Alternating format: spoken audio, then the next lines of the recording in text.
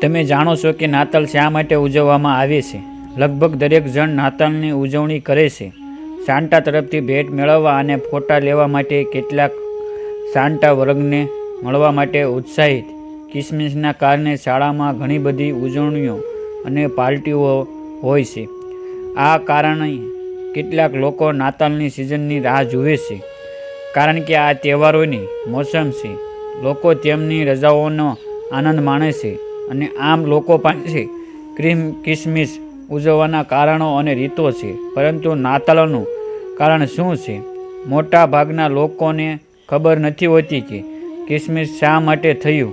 શું થયું કે ઈસુ ખ્રિસ્તનો જન્મ થયો.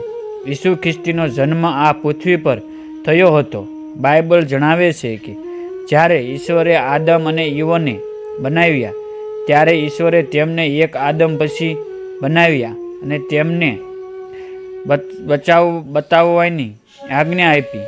તેને બગીચાના તમામ વર્ષનો ફળો, પરંતુ તેઓએ સારા અને ખરાબ જ્ઞાનના વૃક્ષનું ફળ ક્યારેય ખાવું જોઈએ નહીં, કારણ કે જે દિવસે તેઓ તેનું ફળ ખાશે તે જ દિવસે તેઓ મૃત્યુ પામશે.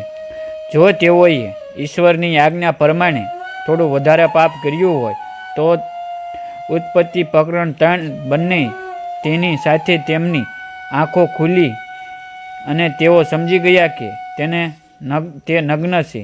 તેથી જ તેણે અંજીરના પાન ગળીને લંગોટી બનાવ્યો. તેની શરમ અને પાપને ઢાંકવો તેણે પાંદડામાંથી બનાવેલું કપડું ઢાંક્યું. પરંતુ જ્યારે ભગવાનને તેમના પાપ વિશે ખબર પડે છે, ત્યારે ભગવાન એક પ્રાણીને મારી નાખે છે અને તેમને પ્રાણીની ચામડીમાંથી બનાવેલ કપડાં પહેરાવી દે છે. તે વૃક્ષો અને છોડના પાંદડાઓએ તેમની શરમ અને શુદ્ધતાને ઢાંકી ન હતી, કારણ કે પાંદડાઓમાં કોઈ લોહી નથી. અને બાઇબલમાં અબ્રાહમના અધ્યાય 9 અને 22 લખેલું છે કે લોહીના ભાઈ વિના, અને તેથી જ ભગવાને પ્રથમ બલિદાન આપ્યું હતું. આદમ અને હેન્ના માટે વિશ્વ તે જાનવરનું હતું, અને આ રીતે આદમ અને હવાના પાપને રાખવા માટે તે પશુના લોકો સુધી લંબાવવામાં આવ્યું હતું. અને તેથી શા માટે જૂના સમયમાં દરેક જણ તેમની ક્ષમતા માટે પ્રાણીઓનું બલિદાન આપતા હતા? પાપો કારણે કે તે બાઇબલમાં લખાયેલ છે કે પાપનું વેતન મૃત્યુ છે. એટલે કે જો કોઈ પાપ કરે તો તેની સજા મૃત્યુ છે, કારણ કે ભગવાન ન્યાયી ભગવાન છે.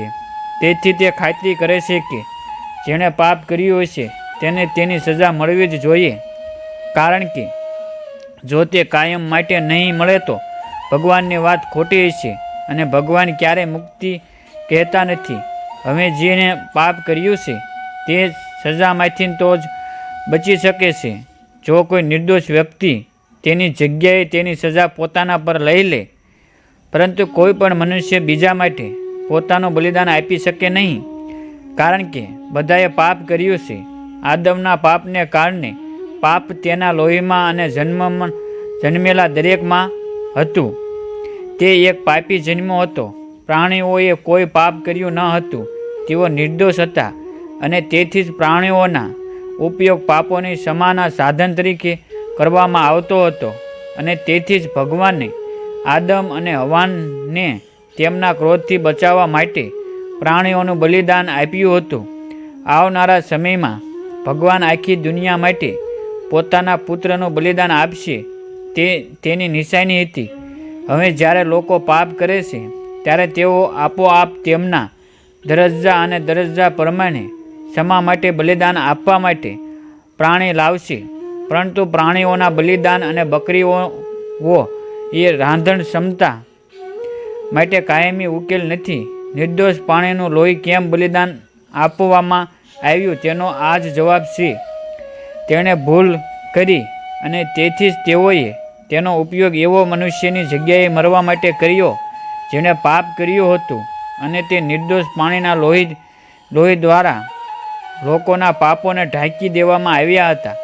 હવે લોકોએ વારંવાર પ્રાણીઓનું લોહી વેવડાવવું પડતું હતું. હવે માનવ જાતને હંમેશ માટે માફ કરવા માટે ભગવાનને એવા વ્યક્તિના બલિદાનની જરૂર હતી જે પાપથી મુક્ત હશે અને જેના લોહીમાં આદમનું કોઈ નિશાન ન હોય. લોહીમાં પાપ હતું અને તેથી આદમ પછી જન્મેલા બધાય લોકો પાપી હતા, કારણ કે તેઓ બધાય માનવ દેહમાંથી જન્મ્યા હતા. ઈશ્વર જાણે છે કે તે આદમ અને હવાને કેટલો પ્રેમ કરતા હતા. તેથી તે સમયે ભગવાન શેતાનને એક ભવિષ્યવાણી આપે છે અને તે સમયે ભગવાન નાતાલની ઘોષણા કરે છે, જેના વિશે લખ્યું છે, અને હું તમારી અને આ સ્ત્રી વચ્ચે અને તમારા બીજ અને તેના બીજ વચ્ચે યુદ્ધ કરીશ, અને તે તમારા શહેરની કચડી નાખશે અને તમે તેની એડીને કચડી નાખશો. આ તેમના પુત્ર ઈસુ ખ્રિસ્ત વિશે ભગવાનની ભવિષ્યવાણી છે. ભવિષ્યમાં એક કુંવારી સ્ત્રી દ્વારા જન્મ લેવાનો હતો. આ ભવિષ્યવાણીમાં ઈશ્વરે શેતાનને કહ્યું કે તે સ્ત્રીનું માથું એટલે કે ઈસુ ખ્રિસ્ત શેતાનને પૂછે, અને તેથી જ ઈશ્વર તેના પુત્ર ખ્રિસ્તને સ્ત્રીની અંદર મોકલ્યો અને ઈસુ ખ્રિસ્તનો જન્મ થયો હશે. તેથી તેઓ બાકીના લોકોની જેમ પાપી થયા હોત અને તેમના બલિદાનની કોઈ લાભ ન હોત. ઈશ્વરે તેઓને ઉપયોગ બાળકની કલ્પના કરવા માટે કર્યો, કારણ કે ઈશ્વરે આપેલી ભવિષ્યવાણી સ્ત્રી દ્વારા જ પૂરી થવાની હતી. ઈશ્વર સર્વશક્તિમાન ઈશ્વર છે. તે ભૂતકાળ, વર્તમાન અને ભવિષ્ય બધું જાણે છે. ભગવાન જાણતા હતા કે આદમ અને હવા પાપ કરશે, અને તેથી જ ભગવાને સ્ત્રીને એવી રીતે ડિઝાઇન કરી કે જ્યારે સ્ત્રી ગર્ભવતી થાય તેથી માતા અને બાળકનું લોહી ક્યારેય ભળતું નથી. ભગવાન પાસે પહેલેથી જ બેકઅપ પ્લાન હતો, અને આ રીતે એક કુંવારી કન્યા ભગવાનના આત્મા દ્વારા અલૌકિક રીતે ગર્ભવતી થાય છે અને બાળકને જન્મ આપે છે. અને આ રીતે ઈસુ ખ્રિસ્તનું લોહી શુદ્ધ અને પાપો મુક્ત છે, કારણ કે ઈસુ ખ્રિસ્તનો જન્મ કોઈ મનુષ્ય દ્વારા થયો ન હતો, પરંતુ ખુદ ઈશ્વર દ્વારા થયો હતો. તેથી માનવ જન્મને ઈસુ ખ્રિસ્તના જન્મ સાથે કોઈ લેવા દેવા નથી. ઈસુ ખ્રિસ્ત તેમના સમગ્ર જીવન દરમિયાન તેઓએ કોઈ પાપ કર્યું ન હતું. તેઓ નિર્દોષ હતા, અને તેથી જ ઈસુ ખ્રિસ્તી પાપોની ક્ષમા માટે એક પણ સંપૂર્ણ બલિદાન હતા.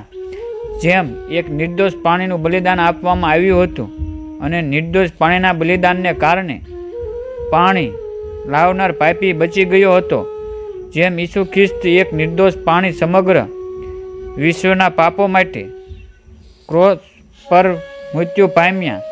બાઇબલ આપણને કહે છે કે તે કોઈ માણસ નહીં પણ ભગવાન પોતે હતો, જેણે તેના પુત્રને મારી નાખ્યો. ઈશ્વરે આપણને એટલો પ્રેમ કર્યો કે તેણે આપણને પોતાની પાસે લાવવા માટે તેના પુત્રને મારી નાખ્યો. આમાં લખ્યું છે કે તેણે આપણા લોકોને સહન કર્યા અને આપણા પોતાના દુઃખો સહન કર્યા, છતાં આપણે તે હતા ભગવાન દ્વારા તૂટી ગયેલા અને દુઃખમાં હોવાનું માનવામાં આવે છે, પરંતુ તે આપણા ઉલ્લંઘનોને કારણે ઘાયલ થયો હતો અને તે આપણા ન્યાયી કાર્યો કરવા ગયો હતો. ભગવાન ખૂબ જ પવિત્ર છે કે જ્યારે ભગવાન હવે દેખાતા ન હતા ત્યારે ભગવાનની આત્માએ તેનું શરીર છોડી દીધું અને ફરી ક્યારેય ઓનીની અંદર આવ્યો નહીં, કારણ કે તેનું શરીર કબજે કરવામાં આવ્યું હતું. અને જ્યારે ઈસુ ખ્રિસ્ત ક્રોસ પર હતા ત્યારે આખી દુનિયા તેના શરીર પર મૂકવામાં આવી હતી, અને તેને જ કારણ હતું કે બાળક પાપી બને ત્યાં સુધીમાં ભગવાને પુત્રને તેના કપડામાંથી સાજો કર્યો હતો. અને તેથી જ ઈસુ ખ્રિસ્ત બૂમ પાડીને કહ્યું કે તે કહે છે તે મારો ભગવાન છે. ભગવાન કોઈને પક્ષપાત કરતા નથી. ભગવાન તેમના પાત્રમાં એટલા ગ્રેડ છે કે તે માનવ સ્વરૂપમાં ભગવાન હતા. તેમના પુત્રના શરીર પર છોડી ગયા, અને તેથી જ મૃત્યુએ તેમને કેદ ન કર્યા. તે 3 દિવસ પછી પાછા આવ્યા અને લોકો સાથે 40 દિવસ ગાળ્યા પછી તે પોતાના શરીરમાં સીધા સ્વર્ગમાં ગયા, અને આજે પણ ભગવાન સાથે રહે છે આપણે માનવ શરીરમાં, અને તે સ્વર્ગમાં ભગવાન પિતાની વાર્તા અને પ્રાણીઓના બલિદાનોએ એમને થોડા સમય માટે ભગવાનના ક્રોધથી બચાવવા, પરંતુ બચાવ્યા, પરંતુ ઈસુ ખ્રિસ્તના બલિદાન પછી આપણે હવે આખા વિશ્વના પાપો માટે પ્રાયશ્ચિત કરવા માટે પ્રાણીઓના બલિદાન આપવાની જરૂર નથી. એકવાર અને બધા માટે ઈસુ ખ્રિસ્તી જે તેની ક્ષમતા માટે બલિદાન આપવામાં આવ્યું હતું, તે આ પૃથ્વી પર ફક્ત બલિદાન આપવા માટે આવ્યા હતા કે ભગવાન આપણા ખાतिर માનવ બન્યા અને આપણને બચાવવા માટે પોતાનું બલિદાન આપ્યું. જો તમે ઈસુ ખ્રિસ્તને ઓળખતા નથી તો હું તમને જણાવવા માગું છું કે ઈસુ ખ્રિસ્તના જન્મના હજારો વર્ષ પહેલાં ઈસુ ખ્રિસ્તના જીવન વિશે સેંકડો ભવિષ્યવાણીઓ લખવામાં આવી હતી. આ કુમારિકા ગર્ભવતી થશે અને એક પુત્રને જન્મ આપશે. તે લોકો માટે શું કરશે, તે શું કરશે, તેનું જીવન કેવું હશે, તેને આપણા માટે કેવી રીતે મારવામાં આવશે અને વધ સ્તંભ પર ચડાવવામાં આવશે અને આ કરવાના ત્રીજા દિવસે પાછા આવશે. ઇતિહાસ ખોલો અને જુઓ કે એવું ક્યારેય બન્યું નથી. કોઈ પણ વ્યક્તિનો જન્મ થયો તે પહેલાં તેના જીવન વિશે ક્યાંય પણ જોવા મળતું નથી. હજારો વર્ષોથી માનવ વિશે વિચારતો હતો. આજે પયંગબરો દ્વારા ભવિષ્યવાણી જેવો પોતાને ખૂબ જ વિચારે છે અને તે તેની પાછળ લોકો સાથે બેઠો છે. ન તો તેના જન્મ વિશે કોઈ ભવિષ્યવાણી કરવામાં આવી હતી, ન તો તે લોકો માટે મૃત્યુ પામ્યો હતો, ન તો તે માણસોની વચ્ચે ઇઝરાયેલ ગયો હતો. તો ત્યાં તમને ઈસુ ખ્રિસ્તીની કબર ખાલી જોવા મળશે, જે કદાચ ઈસુ ખ્રિસ્તીના જન્મના 7 વર્ષ પહેલાં લખવામાં આવ્યું હતું.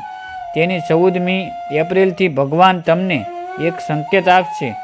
સાંભળો, એક કુમારિકા ગર્ભવતી થશે અને એક પુત્રને જન્મ આપશે અને તેના નામનો અર્થ એમેન્યુઅલ છે. આ ફક્ત ભગવાનની અમારી સાથે દત્તક લેવા વિશેની ભવિષ્યવાણી છે.